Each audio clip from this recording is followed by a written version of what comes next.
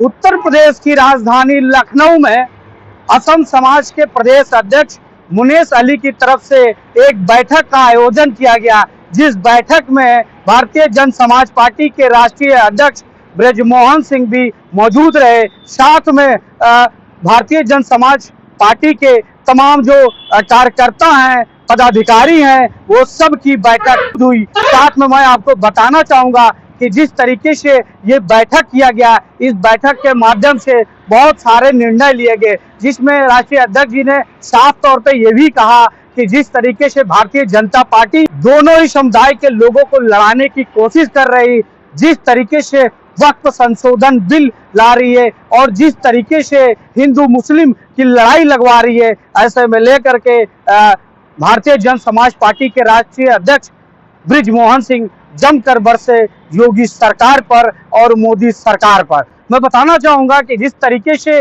असम प्रदेश के अध्यक्ष मुनेश अली ने साफ तौर पे एकदम खुला कट में ये चैलेंज करते हुए कहा, यानी लखनऊ में जिस तरीके से असम वासियों के ऊपर एक के बाद एक हमला किया जा रहा, उनको किसी भी प्रकार से कोई कार्य करने नहीं दिया जा रहा, वो सब उत्तर प्रदेश की राजधानी लखनऊ में रह करके ये लोग कूड़ा बीनने का काम करते हैं। जो गरीब लोग हैं, जो मजदूर लोग हैं, जो प्रदेशों से आकर के, अन्य प्रदेशों से आकर के राजधानी लखनऊ में काम कर रहे हैं, कबाड़ बीनने का काम कर रहे हैं, लोगों के घरों से कूड़ा कचरा उठाते हैं, उन सबको जिस तरीके से काम नहीं करने दिया जा रहा, कहीं ना कहीं उत्तर प्रदेश सरकार की और लखनऊ के अधिकारियों की, नगर निगम के अधिकारियों की ये तानाशाही है। इस तानाशाही को मुनेश अली प्रदेश अध्यक्ष नहीं सहेंगे और इसके खिलाफ जल्द ही पूरे उत्तर प्रदेश में एक बड़ा रैली का आयोजन करेंगे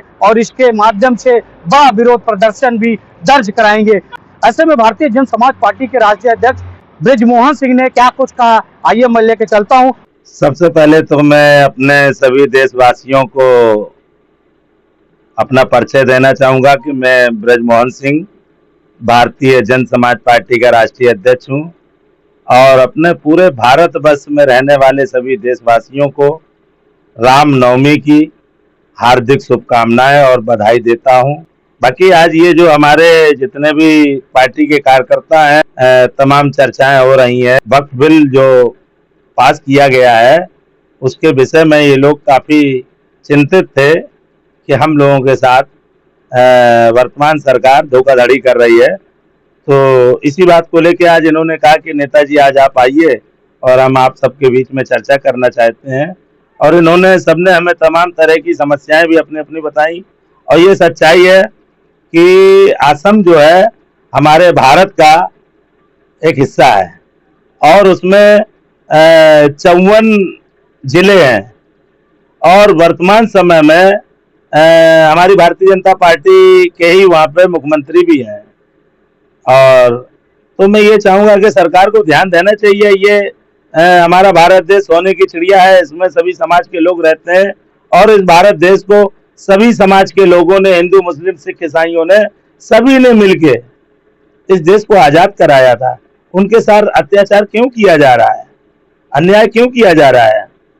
और जो वर्तमान में भारत सरकार द्वारा लोकसभा में वक्फ बोर्ड बिल संशोधन विधेयक संसद द्वारा पारित किया गया है, उसको लेकर मैं कहना चाहूंगा, सरकार ने वक्फ बोर्ड संशोधन विधेयक बिल पारित करने में जल्दबाजी की है।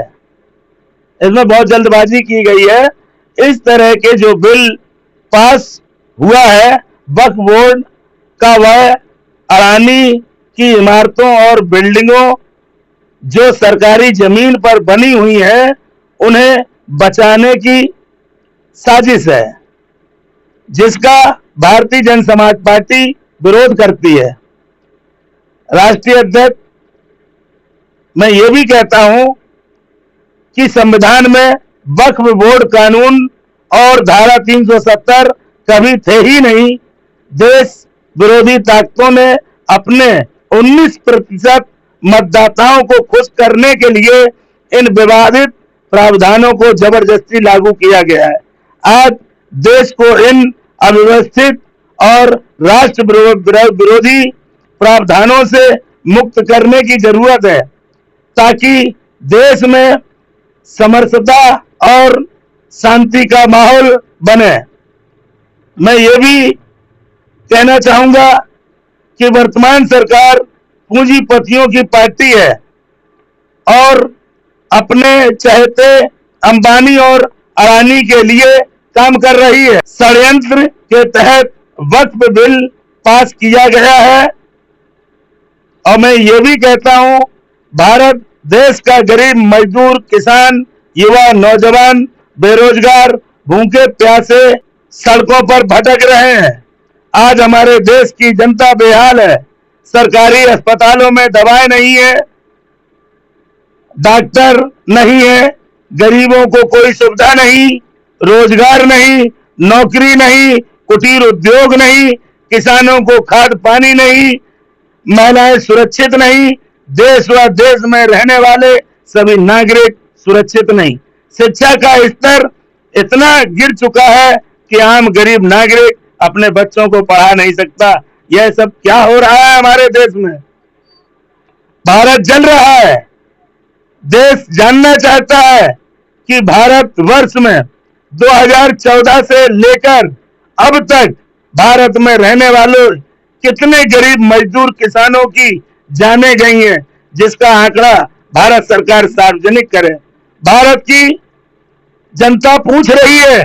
आज भारत की स्थिति यह है कि न्यायालय से लेकर तहसील स्तर तक भयंकर भ्रष्टाचार, जिस पर कोई अंकुश नहीं है, जिसे रोकने में भारत सरकार नाकाम है। देश में गुंडागर्दी और भूमाफियाओं की भरमार है, जिस पर कोई अंकुश नहीं है। असहाय, कमजोर गरीबों को न्याय हित में भ्रष्टाचार को रोकने की जरूरत है। देश की भोली भाली जनता को मूर्ख बनाने का काम बंद करें। मैं भारत सरकार से ये कहना चाहता हूं, वर्तमान सरकार से कहना चाहता हूं कि हमारे देश की भोली भाली जनता को मूर्ख बनाने का काम बंद करें। हवाई ऐलान करना बंद करें। देश बाबा साहब डॉक्टर भीमराव अंबेडकर के बनाए हुए संविधान से चलेगा। संविधान से छेड़छाड़ करना भी बंद करें। हिसाब सबका होगा। मैं ये भी कहता हूं कि मोदी सरकार के 100 दिन के वादे कहां गए? हम कितनी बातें बताएं, वह कम है। मोदी ने हर बात का जुमला, झूठ, फरेब व गद्दारी, गठरिया मोदी सरकार ने बांध रखी है, जिससे भारत की जनता में त्राही हो गई है।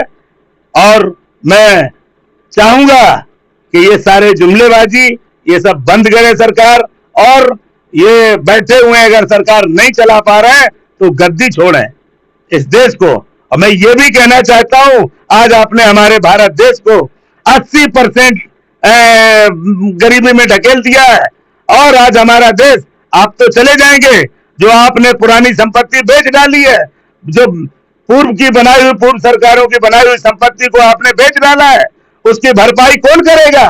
आपने क्या बनाया? आप अपना भी तो बताएं कि हमने क्या बनाया। या आप केवल हिंदू मुस्लिम का दंगा ही करवाते रहेंगे, या जगह जगह ये भारत देश की धरती माता को खुदवाएंगे? कहां पे है मस्जिद, कहां पे है मंदिर, कहां पे है गुरुद्वारा, कहां क्या है? ये सब नहीं चलेगा। आप जनता को काम दीजिए और गरीबों को, मजलूमों के ऊपर अत्याचार करना बंद कर दीजिए। जय हिंद, जय भारत। हमारी भारतीय जनता समाज पार्टी हमेशा मुसलमानों के, सभी धर्म, सभी समाज के साथ है, हमेशा अन्याय के खिलाफ है। जहां भी मैं देश की जनता से कहना चाहता हूं, जहां भी मेरी जरूरत पड़े मुझे फोन करिएगा। मैं आपके पास चाहे रात हो चाहे दिन हो, 24 घंटे तैयार हूं। मैं मरने के लिए नहीं डरता हूं। जय हिंद, जय भारत।